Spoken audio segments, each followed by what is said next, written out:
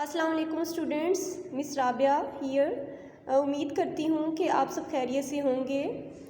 Okay students, آج کے lecture کے ساتھ کتاب کاروان اردو کلاس چہارم، سبق سخاوت ہو تو ایسی ہو۔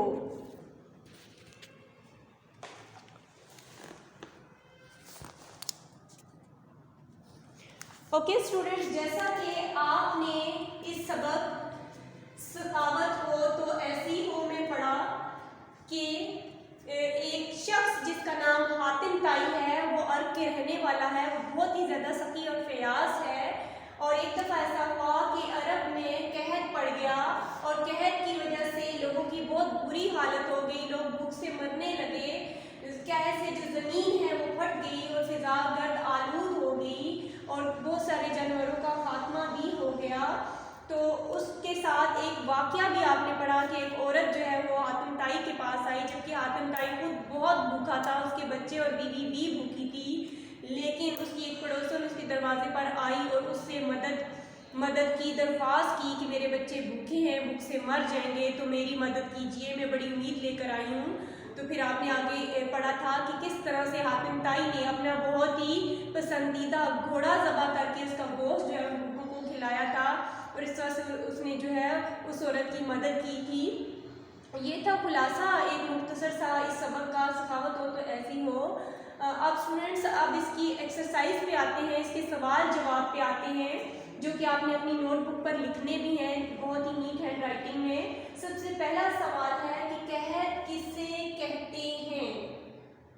ٹھیک ہے، قحط کا مطلب ہے کال پڑنا، بارش نہ ہونے کی وجہ سے کھانے پینے کی چیزوں کی شدید کمی ہو جانا قحط کہلاتا ہے۔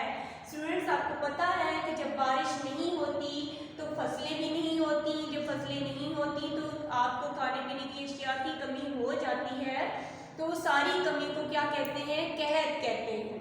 اس کے بعد سوال نمبر 2 ہے کہ قحط سے عرب کی کیا حالت ہو گئی تھی؟ تو آپ نے اپنے سبق میں پڑھا کہ زمین جو ہے وہ سوکھ کر پھٹ گئی تھی، فضا گرد آلود ہو گئی تھی، اونٹوں کے پیٹ پسلیوں سے لگ گئے اور کچھ جانوروں کا صفایا ہو گیا۔ اونٹوں کے پیٹ پسلیوں سے لگ گئے یعنی بھوک کی وجہ سے ان کے پیٹ جو ہے وہ جڑ گئے تھے، اور کچھ جانوروں کا صفایا ہو گیا یعنی کہ کچھ جانور مر گئے بھوک کی وجہ سے۔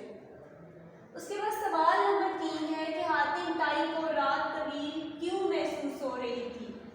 جواب، حاتم طائی کو رات طویل اس لیے محسوس ہو رہی تھی کہ اس کے بچے بھوک سے بلبلا رہے تھے اور اس کی بیوی بھوک اور نکاح سے نڈھال تھی۔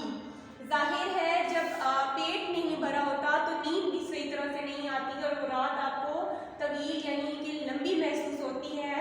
اور حاتم طائی خود تو بھوکا تھا ہی، لیکن اس کے بچے اور بیوی بھی بھوکے تھے، اور وہ کمزوری کی وجہ سے بہت ہی ان کی حالت خراب تھی۔ اس وجہ سے اسی ٹینشن میں جو ہے، کیونکہ اس کے بیوی بچے بھوکے تھے، اسی ٹینشن میں اس کو جو رات ہے وہ بہت ہی لمبی اور طویل محسوس ہو رہی تھی۔ سوال نمبر 4، عورت مدد کے لیے حاتم طائی کے پاس ہی کیوں آئی؟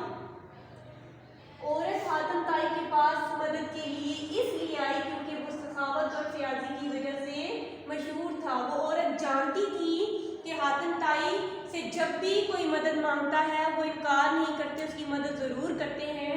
وہ اپنی سخاوت اور فیاضی کی وجہ سے اتنے مشہور تھے کہ وہ امید کے ساتھ آئی تھی کہ یہ ضرور میرے بچوں کو کچھ کھانے کے لیے دیں گے یا ان کی مدد کریں گے۔ سوال نمبر 5، حاتم طائی بھوکا ہونے کے باوجود گوشت کی ایک بوٹی بھی کیوں نہ کھائی؟ حاتم طائی نے بھوکا ہونے کے باوجود گوشت کی ایک بوٹی اس لیے نہیں کھائی کیونکہ اس کا دل بھوکوں کی مدد کر کے پھولے نہ سما رہا تھا۔ پھولے نہ سما رہا تھا یعنی کہ وہ اتنا خوش تھا دوسروں کی مدد کر کے، بھوکوں کی مدد کر کے، کہ اس کو اپنی بھوک کا احساس ہی نہ ہوا، اس لیے اس نے ایک بوٹی بھی نہ کھائی۔ اس کے بعد اسٹوڈنٹ سوال نمبر 6 ہے، اس واقعے سے آپ کو کیا سبق ملتا ہے؟ یہ آپ نے خود کرنا ہے، آپ نے سبق پڑھا ہے، ایک کم از کم 2 اسباق ہمیں اس واقعے کو پڑھنے سے ملتے ہیں۔ آپ نے اس میں سے کوئی بھی ایک سبق لکھ کر لانا ہے خود سے، اور یہ کام بہت نیٹ کلین کر کے آپ نے مجھے پکچر سینڈ کرنی ہے۔ تھینک یو سو مچ، اللہ حافظ۔